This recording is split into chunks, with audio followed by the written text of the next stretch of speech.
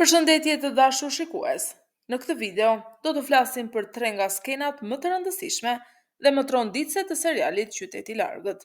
Së pari, do të ndalemi te skena dramatike e vdekjes së Mines, një moment që ndryshon rrjedhën e historisë dhe marrëdhëniet mes personazheve.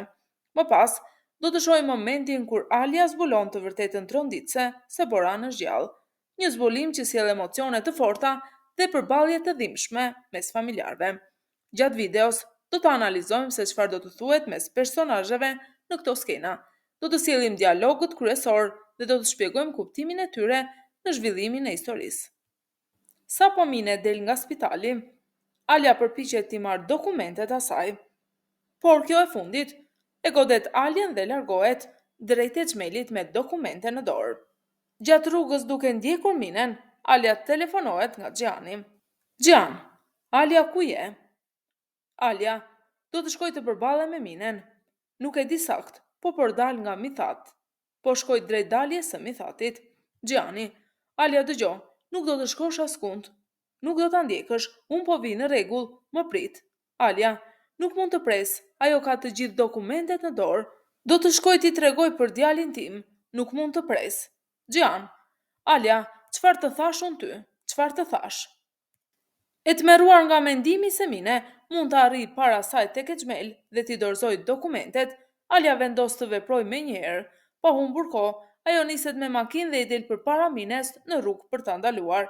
Në atë moment tensioni arrin kulmin sepse Alia është e vendosur të mos e lejojë që e vërteta të përdoret kundër familjes së saj. Alia, Mine të lutem, dua vetëm që të dëgjosh, vetëm dëgjo atë që kam për të thënë. Më dëgjoj një herë, përpiqu të më kuptosh, Mine. Por Mine refuzon të dëgjoj Alien, ajo e shtyn dhe përballet me të me një qëndrim kërcënues, duke mbajtur në dorë dokumentet dhe duke i thënë se do të shkojë menjëherë tek xhmel për t'i treguar të vërtetën për nipin e saj, Xhan Denizin. Në kulmin e këtij tensioni, papritur dëgohet krisma e një arme. Alia ngrin nga frika dhe mbetet e shtangur. Në atë moment ronditës, Mine qellohet për vdekje nga Sadakat, e cila kishte ardhur për ta ndaluar para se dokumentet të arrinin në duart e xhmelit. Pas krismës, Sadakat vepron menjëherë. Ajo merr Alien, e cila është e tmerruar dhe ende në shok nga ajo që ndodhi, dhe e fut me forcë në makinë. Ndërsa largohet nga vendi i ngjarjes, Sadakat jep urdhër që trupi i Mines të zhduket, në mënyrë që askush të mos zbulojë atë që sapo ka ndodhur. Pak më vonë Xhani arrin t'i ndalojë, ai del përpara makinës dhe sa po sheh Alien në atë gjendje të tmerruar dhe të tronditur, fillon menjëherë të pyes se çfarë ka ndodhur. Xhani, çfarë ndodhi këtu? Pse është kjo gjendje? Alia, shkova te Mine, u përpoqja t'ja shpjegoja, por ajo iku, mori makinën dhe u largua, shkova pas saj. U përpoqja të flisja shumë me të, por nuk foli. Hipi në makinë dhe u largua, unë e ndoqja nga pas. Kaja, edhe mua më telefonoi Nare, tha që nena ime kishte të gjuar që e xhmel dhe Mine do të takoheshin. Xhani, çfarë po ndodh? Nare, erdi nena, prisni. Sadakat, unë e qellova Minen, ajo nuk jeton me. Xhan, çfarë? Sadakat, të thash se çfarë do bëja. Xhani, nen, e vrave Minen? Sadakat, bera atë që ju nuk arrini ta bënit. A mendon se e bera me dëshirë? U detyrova. Ajo kishte dokumentet në dorë. Të thash që ti merrnit ato dokumente, por ti çfarë bëre? Asgjë. Ajo gjarpër po shkonte tek e xhmel me ato dokumente në dorë. Nëse nuk do ta qelloja, do t'ja jepte dokumentet e xhmelit. Xhani, a nuk të thash të mos shkoje nen? Çfarë bëre ti? A nuk të thash? Me lot në sy, Alia i kërkon Xhanit që të shkojnë në polici. Unë pash gjithçka, pash çdo gjë, do t'i tregoj të gjitha. Ajo nuk lëvisi as një gisht, as nuk e pa fare gruan. Por nena jote çfarë bëri? E qelloi për vdekje. Duke dëgjuar fjalët e Alies, Sadakat përgjigjet. Thuaj çfarë të duash, fol si të duash, por mos harroj një gjë. Ty të shpëtova unë. Ajo grua do t'i çonte dokumentet te xhmeli dhe ti do t'i ishe e shkatëruar. Unë ja mora nga duart. Çfarë mendove ti? Mendove se shkove në Kanada dhe kur u ktheve gjithçka do të rregullohej? E rëmbeve gruan nga spitali, a arritët ta bindnit? U lute, vrapove pasaj dhe çfarë ndodhi? A funksionoi? A ndryshove do të mendjen e saj? Unë ndalova atë nuse, djalin tënd të shpëtova unë. Kjo është amësia e vërtet. Djalin tënd të mbrojta unë. Unë kam detyrime që duhet i bëj.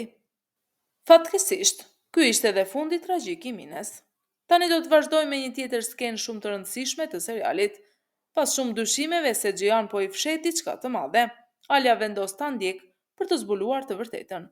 Dyshimet e saj shtojnë gjithnjë më shumë dhe ajo nuk mund të qëndrojë me pa e kuptuar se çfarë po ndodh në të vërtetë. Duke ndjekur Gjianin, Alia përballet me një moment që do të ndryshojë gjithçka. Pikërisht në këtë skenë zhvillohet edhe dialogu i fortë mes tyre, ku fillojnë të dalin në dritë të vërteta të fshehura prej kohësh. Alia, çfarë është kjo? Çfarë po më fshihet kështu? A jam çmendur unë? Si mund të ndodh kjo?